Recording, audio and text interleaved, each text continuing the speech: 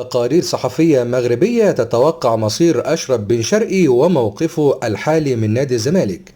تقارير صحفية مغربية صادرة اليوم تحدثت وعلقت على مصير اللاعب المغربي الدولي أشرف بن شرقي عقب رحيله الرسمي عن فريقه السابق الجزيرة الإماراتي، خاصة في ظل ارتباط اسم أشرف بن شرقي خلال الفترة الحالية بإمكانية عودته مجددا إلى صفوف نادي الزمالك بداية من الموسم القادم.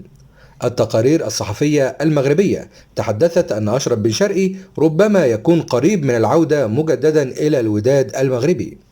يأتي هذا خاصة عقب انسحاب نادي الزمالك من صفقة التعاقد مع أشرف بن شرقي وفقا لهذا التقرير المغربي.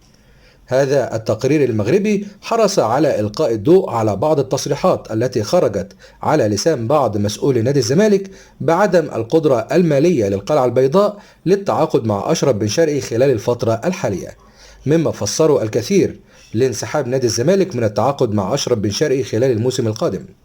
وكان الجزيرة الإماراتي قد أعلن رسميا عن رحيل أشرف بن شرقي منذ بضعة أيام، قضى موسم واحد فقط بين صفوفه.